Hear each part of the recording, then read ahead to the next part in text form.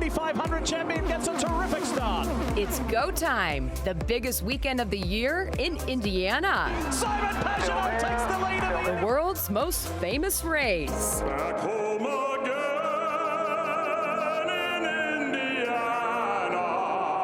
And the world's best and brightest business minds merging in Indianapolis at the Indiana Global Economic Summit, where the name of the game is technology, innovation, and opportunity.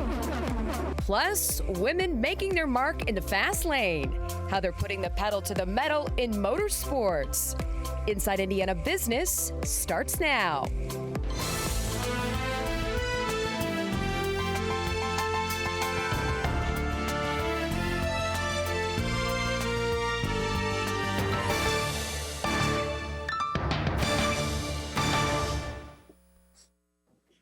Hello and welcome to Inside Indiana Business. I'm Gerry Dick, coming to you this week from the Indiana Convention Center for a special edition of our show. It is a huge weekend for the state of Indiana, not only the 106th running of the Indianapolis 500 at the Indianapolis Motor Speedway, but a first of its kind event being held in the Hoosier State, the Indiana Global Economic Summit here at the Indiana Convention Center in downtown Indianapolis. And what better strategy to frame Indiana as a place to do business than to announce this week the two biggest economic development projects in the state this year, and two of the biggest ever, totaling more than $4.5 billion in investment. First, Eli Lilly and Company, the global pharmaceutical giant, choosing the Boone County Innovation District to build two new manufacturing facilities. It's a $2.1 billion investment with plans to create up to 500 jobs.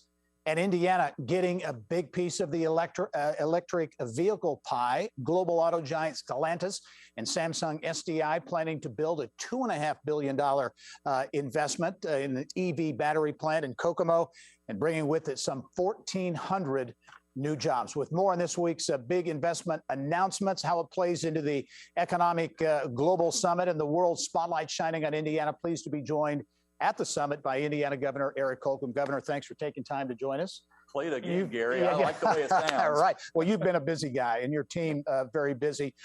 This week, I think historic in terms of size of investment. Let's start, first of all, with the more recent, the Eli Lilly and Company investment.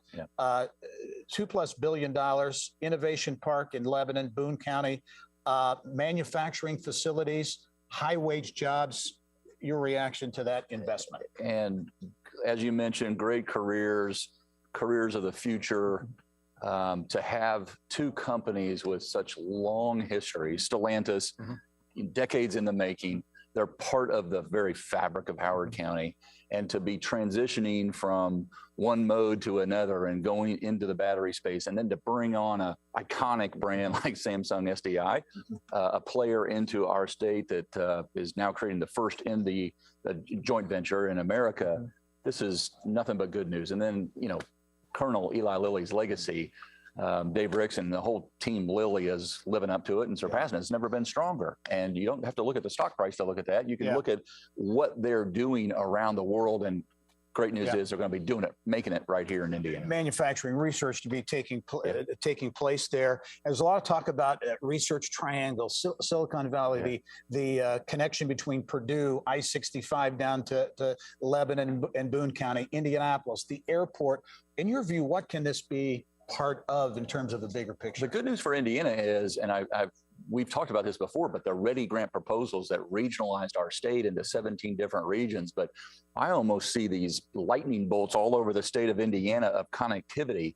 And so you're tapping into a research institution like Purdue or Notre Dame or IU. The good news, we've got them spread out. We've got these, you know, private universities and colleges, Ivy Tech Community College, Vincennes University. So they're really close. And they're key components to making sure we can skill up all this new business. And it, as you say, is at an unprecedented level coming into the state of Indiana. And I feel like we don't just have traction, we've got serious momentum going forward. The key will continue to be to make sure we've got the workforce skilled up to fill these careers, because success attracts success. And as you can tell by the attendees here already, they love what they see. Yeah, KOKOMO, traditional old line automotive town, manufacturing town.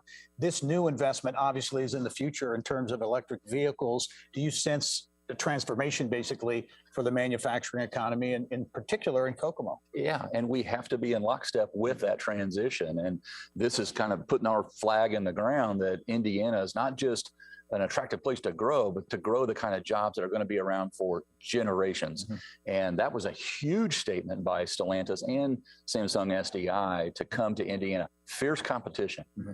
And we have to understand who our competition is, and have packages that we can present that are not just competitive, but that can win the day. And I can tell you, I'm very bullish on the second half of the year. Well, let's talk about that quickly. We're almost out of time. But in terms of the overall investment, capital investment in Indiana this year to date has already surpassed last year. Yeah, and I have a little context. I first came into the State House working for one of my predecessors when I had a little less gray hair. But he rightfully created this public-private partnership, if you will, this IEDC, and with a board, the governor chairing that board.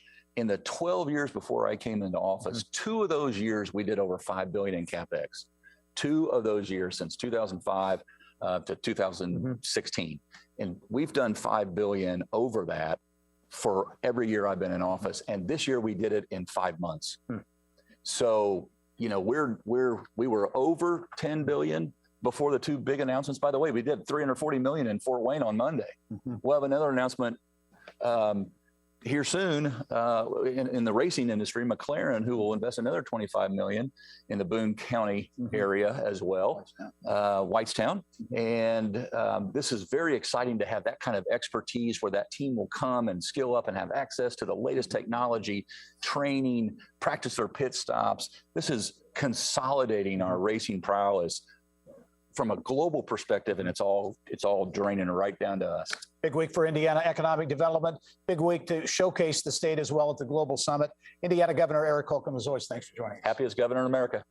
All right, thanks for joining us. Well, as we mentioned, the Indiana Global Economic Summit is wrapped around the biggest weekend in the state, the Indianapolis 500.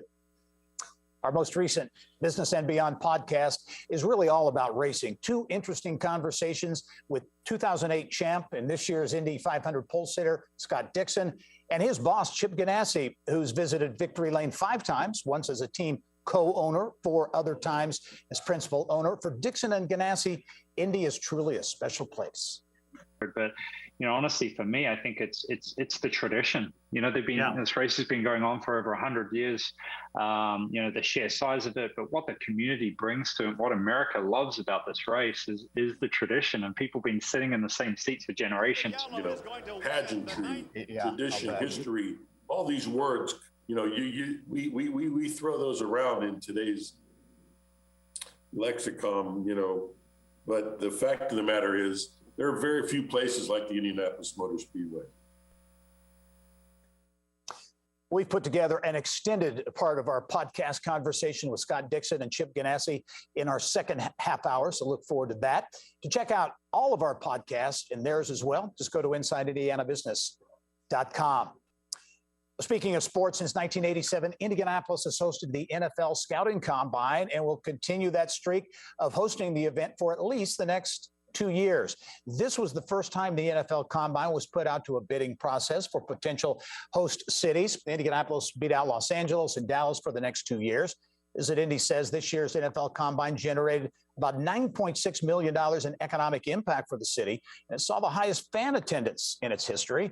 The Combine will be held late February into early March in both 2023 and 24.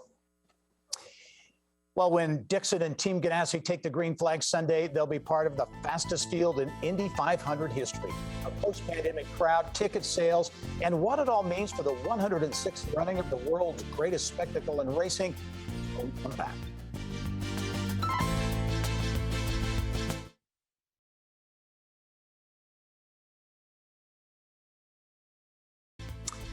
Welcome back to a special edition of Inside Indiana Business from the Indiana Convention Center and the first Indiana Global Economic Summit, where guests are being welcomed from 30 nations around the world.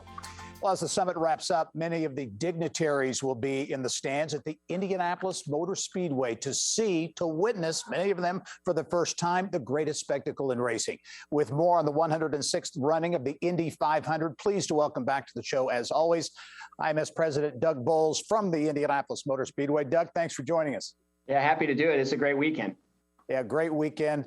Always a great weekend for Indianapolis and for Indiana. And this especially is kind of a coming home, if you will. Back home again means a lot more this time around because for the first time in 3 years, full attendance at the Indianapolis Motor Speedway. Yeah, we're pretty excited about it. It has been 3 years, which is hard to believe that 2019 was the last time you had a normal Indianapolis 500. 2020 didn't get to have anybody. Last year, 135,000 people in the grandstands. This year will be the largest attended Indianapolis 500 in the last 20 plus years, with the exception of the 100th running. And really the only difference in attendance between this year and 2016 is going to be the infield. We're going to be virtually sold out in the grandstands. The infield just won't be quite as many folks in the infield as we had in 2016, but it's going to feel like an Indy 500. If you've been around for a long time like I have, it's going to feel like the Indy 500s we remember. And that's great news indeed. Doug, what do you attribute that to? Because this is the fastest field in the history of the Indianapolis 500. There seems to be, in my opinion, a big continued big buzz around IndyCar racing. What do you attribute the big crowds to? Well, I think for us, it's a lot of factors. The series is so competitive in terms of drivers. The NTT IndyCar series is competitive. Having people like Romain Grosjean, who ran in F1 for so long, and Jimmy Johnson, a NASCAR 7-time champion, come over. Elio Castroneves winning a 4th 500 last year was big. I think so. There's a lot of things around it that make it exciting. I also think as Hoosiers, we're ready to get out. We're ready to do what we do every year and celebrate being a Hoosier, celebrate the fact that summer is just around the corner, and celebrate those men and women who serve on Memorial Day weekend. So that is really, I think, a lot of it that it's time. It's time to come back home again and do it at the Indianapolis Motor Speedway. And this is the first time since Roger Penske bought the Indianapolis Motor Speedway that it's full attendance. So, and I know there have been a number of changes that he and you and others have implemented at the Speedway. If there are 2 or 3 things that fans might want to look for when they come out to the track, new things, what might they be? Well, first of all, you're right. Roger bought the Speedway, had no idea that we were going to get into this global pandemic. And then he has continued to allow us to invest because he knew that at some point in time people could come back. So our fans, if they haven't been here, and 60% of them that walk through the gates for this year's Indy 500 will not have been here yet, the new video boards, the way the backside of the grandstands is opened up and wider to help people go north and south in the venue, the restrooms have been worked on. And then really in this past year, we've done a lot of deferred maintenance, so a lot of steel work. I've got a brand new infield care centers has been completely redone. So they're going to see an awful lot. The biggest thing they're going to notice is just the attention to detail. Roger has really helped us make the place look younger. Hey, we've got to ask you about the state of IndyCar racing, the NBC contract, which has now been in place for a while. There seems to be, again, a lot more eyeballs, a lot more attention and excitement around IndyCar racing, the Indy 500, but the series in general. Agree with that assessment? Yeah, NBC has been a fantastic partner. Obviously, we were with ABC for 50 plus years here for the Indy 500 and transitioned to NBC, and they couldn't be a better partner. They are fantastic. They use their other high-profile events to promote the Indianapolis 500. Starting in May, the Kentucky Derby, just this week, Jimmy Johnson being on Jimmy Fallon. Those are the kind of things that a great partner does. And then the talent that they bring to the broadcast. So having Dale Earnhardt Jr. and Mike Tirico and just top names come and help broadcast the event make a difference. Well, no doubt this the biggest weekend each and every year, especially this year, I think, the Indianapolis 500. Doug Boles, the president at IMS. Doug, thanks for joining us, taking time out of this busy weekend, and good luck with the race. Thank you so much. All right. Well, coming up next, the new wave of engineers, mechanics, and race strategists bringing IndyCar up to speed. More on a new initiative to get more women into motorsports.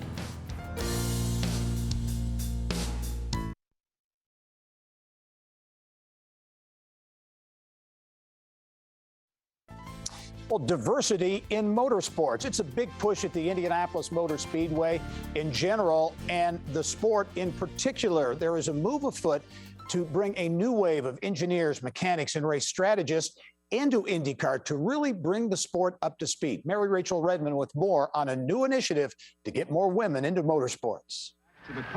For decades in Indianapolis, most race teams in the pits looked like this. In fact, female reporters like myself weren't actually allowed down into the pits until 1971, and that went for most women who, unless they were part of the pre-race ceremonies, were relegated to the grandstands. In 1974, eyebrows raised when Betty Rutherford, wife of three-time Indy winner Johnny Rutherford, kept score of the race from her husband's pit, unknowingly making history as the first woman to be in the pits during the race. Johnny Rutherford. Betty, how about you? Is the thrill still there? It's the same every time. It never gets old. Then along came Janet Guthrie in 77, and the floodgates ever so slowly began to open for women in racing. Now, nearly 45 years later, one of the most recognized names in all of racing is teamed up with PNC Bank to promote women in motorsports. They're going to have an immersive experience. I mean, and they're having a summer with, the most winningest team, so they're getting great networks, they're getting great exposure, they're gaining a huge understanding about what it means.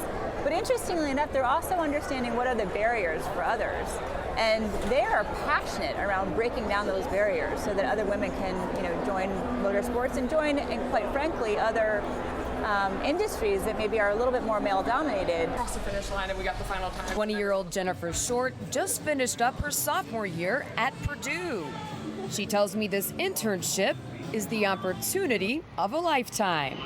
I can't even begin to express my excitement to be working here, and especially on the PNC car. And the fact that they sponsored this program is absolutely insane to me. They're going to be literally working elbow to elbow with the engineers, obviously with the owners, with the drivers. And what's fascinating is that the role of women in motorsports is not just about driving, although quite frankly they can be drivers. As we were talking, a car doesn't care what gender you are. All the guys that are here are really great, and they've all been so welcoming, and especially the guys on the crew. I stand around and just bug them constantly. Road course car that they're rebuilding for Detroit.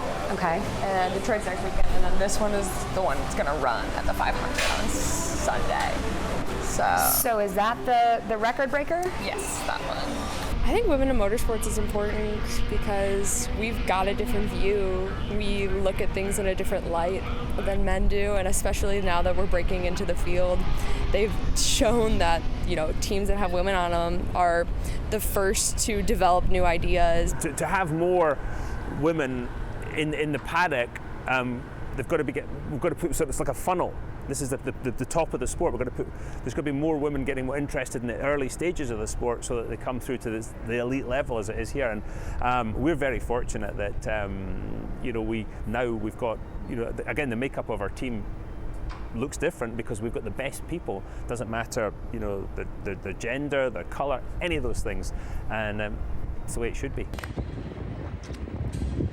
All right, Mary Rachel, thank you. Well, we told you about the two biggest stories making business news this week around Indiana. At the top of the hour, Lilly planning to build 2 plants in Boone County, a $2.1 billion investment, and Stellantis getting Howard County in gear to get a piece of the electric vehicle pie. The company announcing it will invest $2.5 billion, build a new electric vehicle battery facility in KOKOMO and create about 1,400 jobs. Also in Howard County, 2 plans to really in place now to harness the power of the sun to create energy and jobs. In Greentown, Chicago-based Ranger Power planning to build a 1,700-acre solar farm called Locomotive Solar, and a French-based utility company proposing a similar-sized project just southeast of Greentown. And finally, a milestone for a Miami County landmark, the International Circus Hall of Fame, recently celebrating its Hoosier heritage by marking the centennial for its only 2 remaining barns. 100 years ago, dozens of buildings dotted the PERU property, housing for circus performers and animals from all over the country.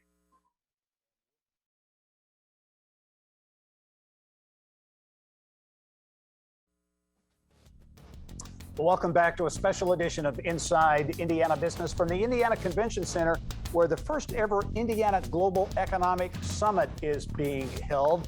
guests from 30 nations being welcomed from around the world, and features also high-profile speakers from Indiana's marquee businesses like Cummins, CEO Tom Linebarger, whose company has more than 7,200 dealer locations in nearly 200 countries and territories. And I'm pleased to welcome Tom back to the show to get some perspective on the summit. Tom, thanks for joining us. It's my pleasure. Cummins, obviously a very global company.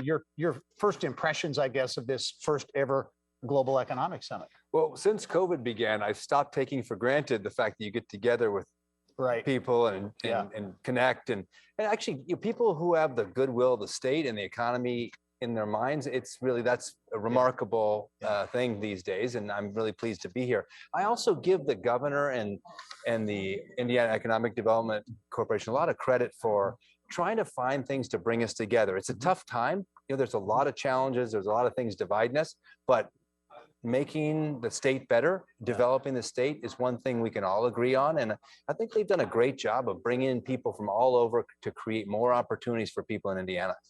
Governor Holcomb, Secretary of Commerce Brad Chambers, and others have taken a number of global economic development trips. This an opportunity to bring those folks from around the globe here. As you think about Indiana's position on a global stage, how would you assess it? You travel the world for Cummins. How would you assess where Indiana's position? I think Indiana fights above its weight. Like we are doing better than our size, and we have a lot of opportunity left to go. I think by investing more in our education of our students, investing more in our environment so that we can attract and retain the most talented people, we have more opportunity. But already, I think we've got kind of all sectors of the economy working on trying to create these opportunities. That's what I was saying. Like the governor continually reaches out and says, hey, can you help me bring more companies in? I think in a lot of states, they wouldn't ask my opinion about how to bring more companies in, and they wouldn't involve the nonprofits. They wouldn't get everybody in the game. And this state does a really good job of fighting above its weight by getting everybody involved and creating opportunities. A couple of big economic development announcements this week. Eli Lilly and Company here in Central Indiana, Stellantis and Samsung SDI with a huge investment, $2.5 billion in KOKOMO electric vehicle battery production. To have an investment like that in the state, obviously Cummins is very much into the electrification game. Just to have that kind of investment in Indiana, does that help? Does that make a statement of sorts? You bet it does. I mean, it's terrific. Both those are great companies, Eli Lilly and Stellantis, long-term investors in the state, cutting edge of their industries, investing in the things that matter for the future. And I know if I was in Indy, looking at Indiana and say, I'd be really encouraged by that. Of course, as a CEO here, I'm very encouraged, and I think everybody should be. We have a lot of investments like that left to make: batteries, electrification, biological drugs. There's a lot of these technologies which are advancing quickly, and we need to make sure that we're on the cutting edge of these things. Because if we're not, we're falling behind. If we're not moving forward, we're actually falling back. There's no status quo. And to see those kind of investments by companies, it's very encouraging. Only have 20 seconds, Tom, but the state of the company, the economy, I know supply chain continues to be a drag, right? It is. It's an understatement of the world. No, we are fighting hard every day to get the supply chain working. What I would say is demand's good. I mean, business is good. If we can get out the door, we can sell it. So we're all scrambling hard to meet customer demand. Very good. Tom Linebarger, CEO of Cummins. Thanks. All right. Thanks very much. Gerry. All right. Well, ahead in our next half hour, the radio voice of the Indianapolis 500. Mark James joins us for insight on what it's like in the broadcast booth on race day. We also get his take on what to expect from the field, the fastest field ever at this year's race.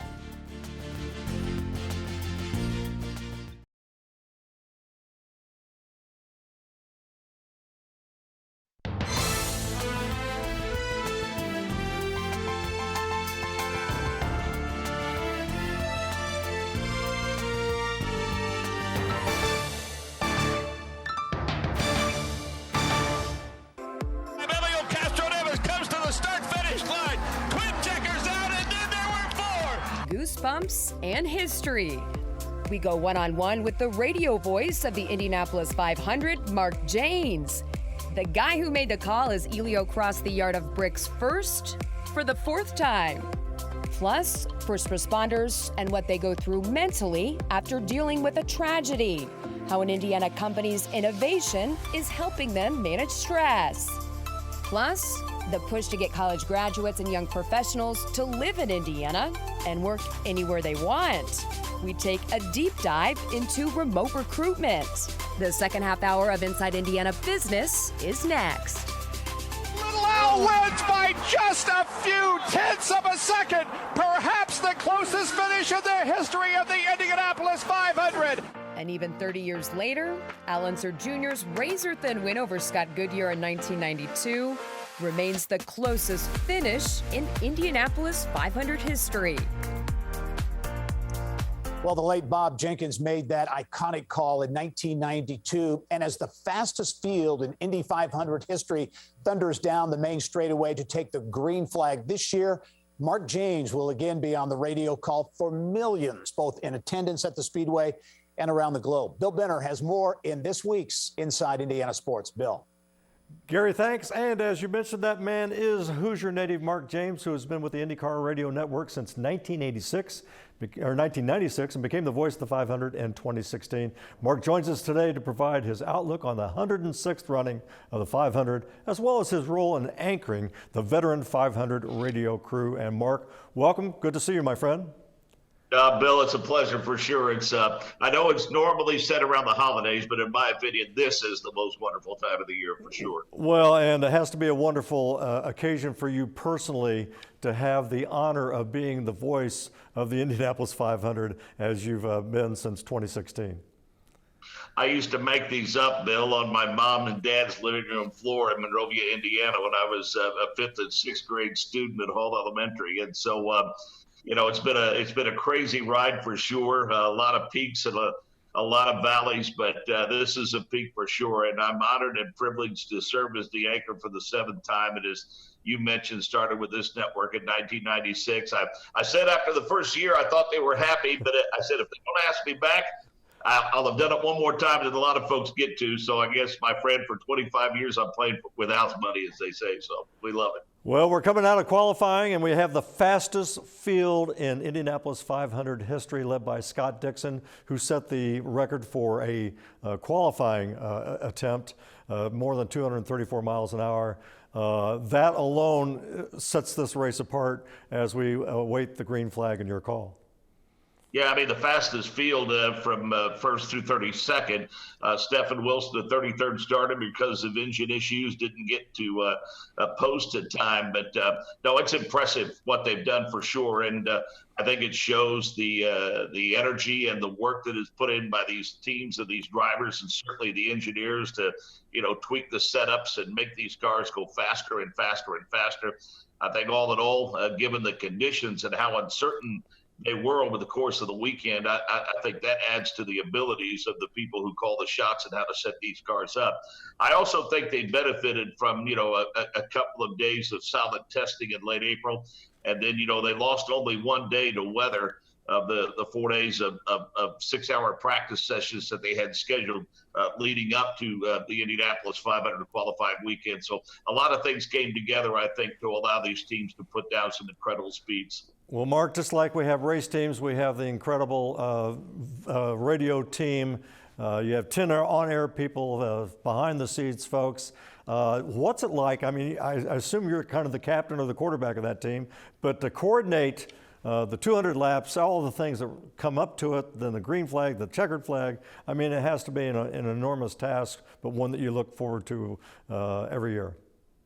Well, I'm very fortunate, Bill, because over the years I've had the opportunity as an anchor to be influenced by Paul Page and my dear friend Bob Jenkins, who we tragically lost over the last year, and Mike King and even Doug Rice from the Performance Racing Network, who anchors our coverage when NASCAR comes to town. And so, you know, all of those guys were big influences on me, and the late Gerry Lee, a well-respected motorsports broadcaster. And, you know, I had about 19 years of AAA, if you will. You know, some of the supporting events like Indy Lights and MotoGP. And so, you know, I was able to kind of hone my craft as an anchor to put me in a pretty good position when the time came. But I think as much as anything, I'm just surrounded by incredibly talented people. guys that are, they see this like I do as a dream come true, and they were fans of this event and fans of this network, and they don't take their responsibilities lightly, and neither do I. And we just find a way to make it all work. Many of us travel throughout the course of the year with the series. Many of us have worked together for over a decade now. And in the case of Chris Denary, I've been with him for 2 decades on the radio network. And so, as you well know, when you have that kind of camaraderie and consistency and mutual respect for one another, it can result in a pretty good product. And it's just my job to put them in the position to put their incredible talents on display and let them do what they do. And quite frankly, they all make my job much, much easier. And they do something that's not easy to do, Bill. They make me sound and look good, and I'm eternally grateful to them for that, for sure. Hey, Mark, we got about 30 seconds. Quickly, we've talked a lot about this will be the first full house we've had since the pandemic. The drivers, everybody's looking forward to this. But what will this mean for the radio guys? Well, for us, we're thrilled to death for the fans. And I know a lot of folks like you will be there with headsets on, listening to us on the radio network. But, we were happy to be able to paint the picture for those that couldn't be there the last couple of years. And I think more than anything, we're just thrilled to death to look out the window of our broadcast booth and see that place full as it should be, and all will be right with the world. And we hope we never have to endure what we endured the last couple of years again. But we're thrilled for the drivers. We're thrilled for ourselves to be able to experience the magnitude of the event with all of those people there. But we're certainly first and foremost thrilled for the fans that can come back. Well, Mark, we certainly appreciate you coming on the program. I've been in the Southwest Turn in the Southwest Vista with my 11-year-old grandson. We will have the headsets on, listening to your call. Can't wait. Thanks for being on the program. Thanks for introducing the next generation, Bill, to the great spectacle of the racing. I hope you and your grandson have a great day. We will have a great day. And Gerry, back to you. Well, Mark Janes will no doubt say the names of our most recent Business and Beyond podcast guests many times during the 106th running of the Indianapolis 500. 2008 champ Scott Dixon starts from the pole for the 5th time. His boss, Chip Ganassi, gunning for his 5th trip to victory lane as a team owner. And he's got a good shot at it. All 5 Team Ganassi drivers qualified in the top 12. For Ganassi and Dixon, nothing in racing holds a candle to Indy. The Indianapolis 500, it is the biggest race in the world, almost 400,000 people. For me, I lived in Indy for probably 2 years racing in a different category and never went to the race and went as a part of Chip Ganassi Racing when I first signed with them back in 2002. And I was like, wow, I get it. It's I've been to Olympic Games, Super Bowls, World Cups, and nothing has a touch on the Indianapolis 500. It was real. It was just... Coming from New Zealand, a small country, I'd seen this race for so many times, watched, the likes of, Mario or AJ Foyt or, Rick Mears, to be in that situation where you're putting the wreath over your head and drinking the milk, it just felt like you were in a dream. I think we have a great shot. The thing I've learned the most at the Indianapolis 500 is that she almost picks the winner. I've been in great situations. I think I've been runner-up 4 or 5 times at this place, which is honestly the worst place you can finish. But still one of, the lucky ones that's on a short list of 70 people that have ever won this race. So right now, and honestly, all that matters to me is getting a second Indianapolis 500 win. And then if we're lucky to do so this year, then it'll be a 3rd. But and a 7th championship. It's chasing these big goals and these really tough to do things for me are what I'm after. It's the harbinger of spring, if you will. They say baseball is the harbinger of spring, but I got to say, for me, it's coming to Indianapolis, and being there for the 500 and everything that goes along with that. It's the simple thing. They refer to you as an Indy 500 winner now. It probably will stick with me from now till my obituary. It's a tradition. It's a historical, legendary place, and it's true. It makes legends, pageantry, tradition, history. All these words, we throw those around in today's lexicon, But the fact of the matter is, there are very few places like the Indianapolis Motor Speedway. And to check out my podcast conversations with Indy pole sitter Scott Dixon and team owner Chip Ganassi, just go to InsideIndianaBusiness.com. Well, there's a sports tie to this week's Business of Health segment. See how former Colts quarterback Jim Sorgi's company taking another big step to help first responders.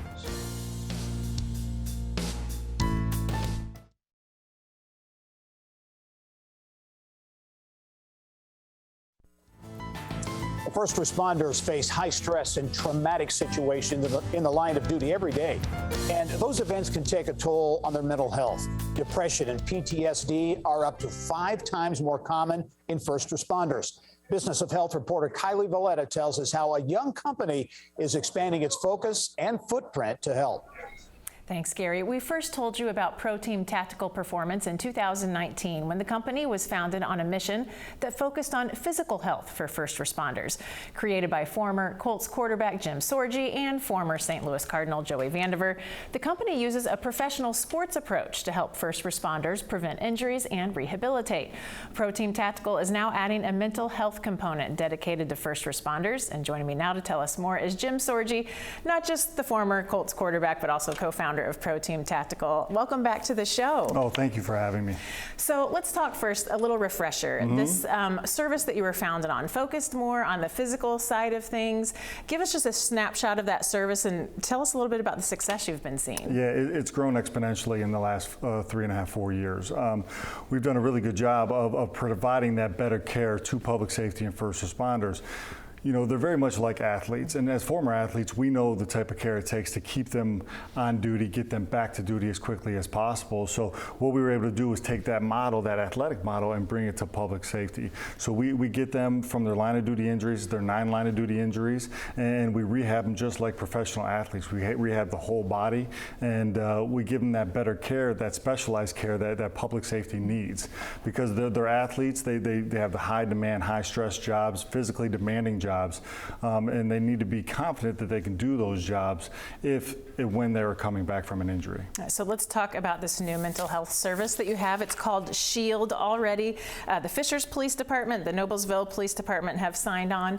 Explain a little bit about what it is. Well, you know, we feel like the physical affects the mental affects the physical. And the men and women of public safety, the first responders, they're so used to running into danger while we're all running away. And their exposure to trauma is so significant throughout their careers. It's almost like that it's not a matter of if they're going to suffer from a mental health issue or behavioral health issue, it's a matter of when. So the problem up until this point is it's been very reactive in dealing with these issues. You don't know a problem persists until bam, it hits, and then you got to take care of the issue. And sometimes it's a career-ending issue and a life-ending issue at times. So what we wanted to do was build a platform, a web-based, app-based platform where they can get on and kind of self-appraise where they're at.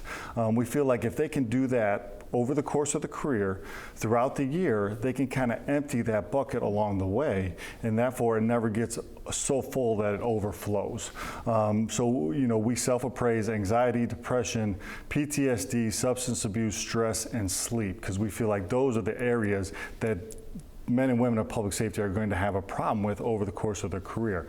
Just seeing what they see, and if we can self-appraise them, give them a snapshot of where they're at, and then give them those resources on the platform to reach out anonymously to kind of talk to somebody or deal with that, then hopefully we can stop some of these things and get proactive in their approach instead of reactive. And these are evidence-based questionnaires, so there really is a lot of science behind this. And I like how the data is also de-identified, and the leaders of the department can kind of get a big picture of how their department is doing as a whole, right? Yes, we want to help the individual, but we also want to help the department and show them where their department is at. So the member gets their own login, nobody sees their information or their individual scores, but from the departmental side of things, we can give them the whole aggregate data of their department, and we can give it in different quarters of the year, different times of the year, different holidays, to really show, hey, how much of my department, what percentage is dealing with stress? or is dealing with depression, maybe a substance abuse issue? And is there a proactive way we can work with the department on getting information out to the members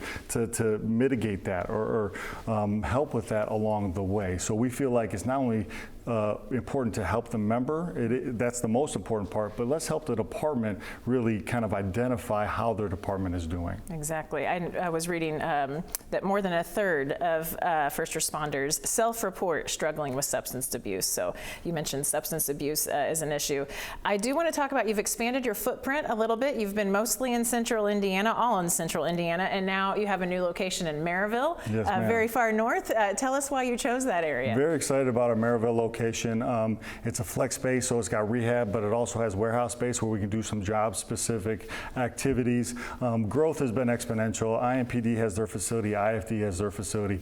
We got a facility at Local 416 Union Hall in downtown on Mass Ave, up in Westfield at Grant Park. But how can we expand our reach into a population that has an enormous amount of public safety community? And Maryville was kind of that location. It was a place where we could put a location and not have these men and women have to drive so far to get this specialized care. So very excited about that location. It's kind of open right now softly, and then we got our open house on June 9th, and then hopefully we'll start to see the first responders come through there and get this care for the rehab. Exactly. Well, we are out of time, but I do want to mention you launched SHIELD, the mental health product, at the FDIC conference. Yes, so congratulations on the new you. product, and keep us posted. Thank you very much. Gary, back to you. All right, Kylie, thank you. Well, an investigation is underway at the Cleveland Cliffs steel mill in East Chicago after an explosion at a slag pit there. Our partners at the Times of Northwest Indiana report no one was injured during that incident. It sent a cloud of smoke that could be seen for some 20 miles. The publication says the blast took place at Lafarge North America, which operates on Cleveland Cliffs property. Lafarge uses slag generated by the steel mill in the production of cement. The publication says slag, a volatile byproduct of steel making that is prone to exploding when mixed with water, and that heavy rain in recent days may have played a role in that incident.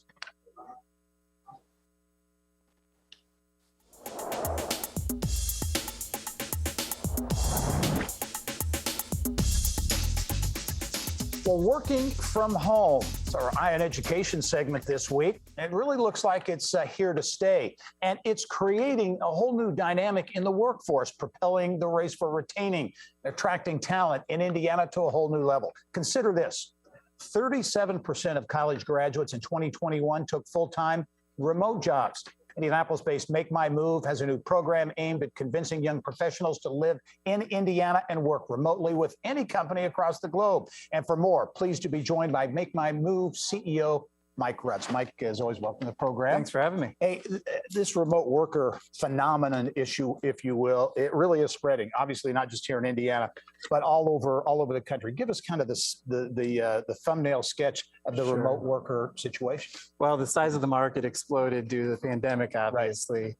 We went from 5 million to over 60 million in a matter of weeks. We think 40 million are going to stay full-time remote. And a study was just released a couple months ago that said around 19 million of them plan on moving in the next 3 years. So we see a great opportunity for the state to be able to recruit these folks.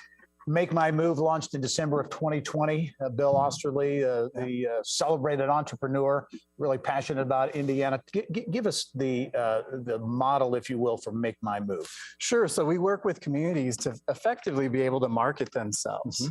Help them understand what the magic in their community is and why people would want to work there.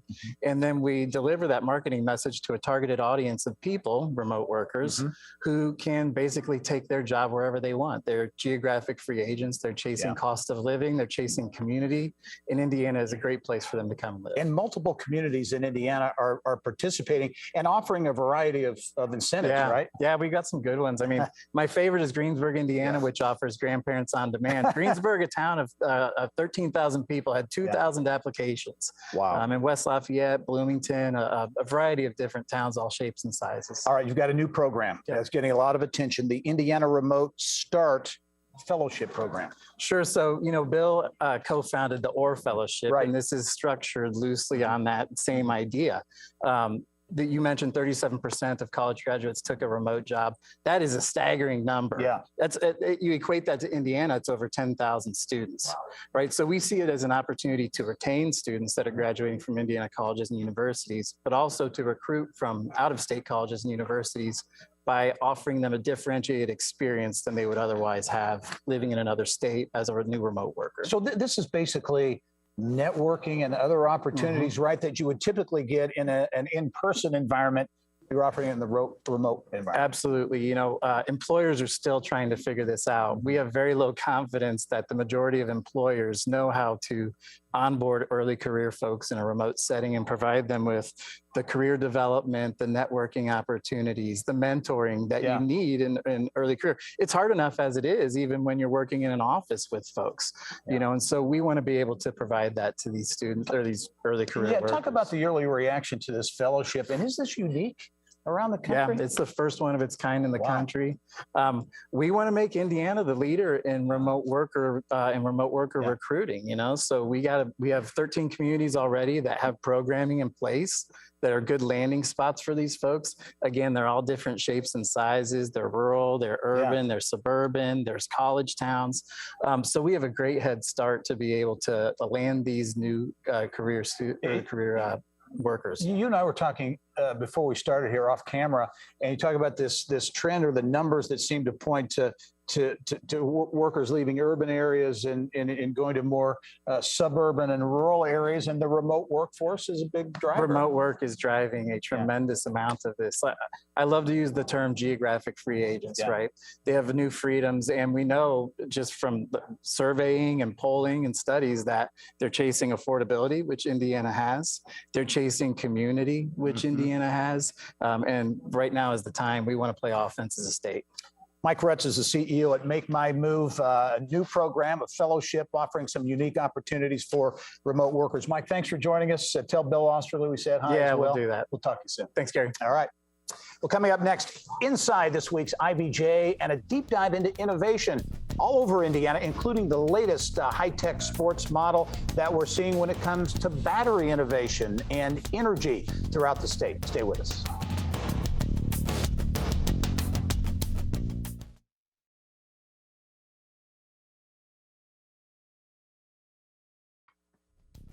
Welcome back to the first ever Indiana Global Economic Summit. We are at the Indiana Convention Center in downtown Indianapolis. Our partners at the Indianapolis Business Journal out with a special edition this week, releasing their annual innovation issue focused on energy, everything from solar energy, electric vehicles, battery storage, and much more. IBG editor Leslie Weidenbender joins me now at the Convention Center with more. Welcome, Leslie. Thank you. It's fun to be here amidst all this excitement. And you've been around a bit. What do you think of what they have set up here? I think it's pretty amazing. A lot of important people here, and then a lot of others from different places. And there's so many conversations going on. It's been really interesting to watch.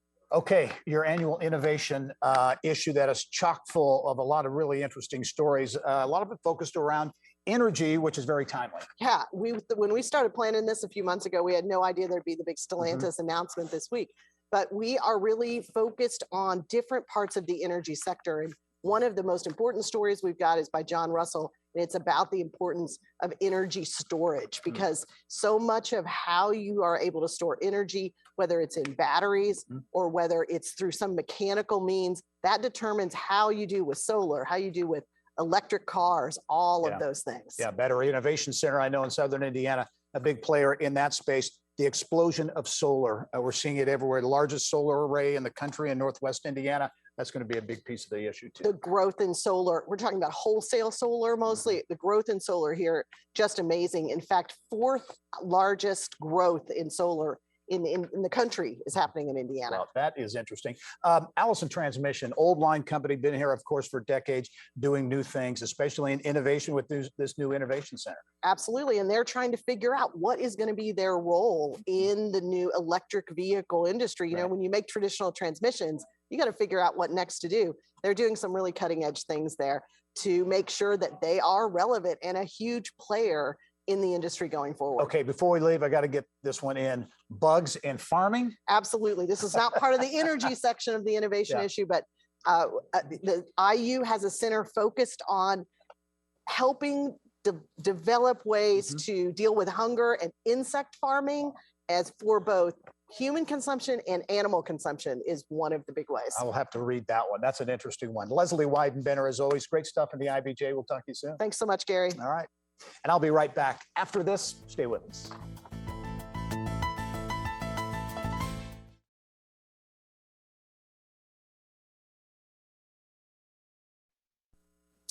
Well, that's all the time we have for this edition of Inside Indiana Business. As we leave you this week, a look at how the Purdue Boilermakers have been an integral part of the Indy 500. I'm Gerry Dick. Go out and make it a successful week. And it seems that I can see the gleaming candlelight still burning bright through the sycamores for me. The Mitch Daniel sends all its fragrance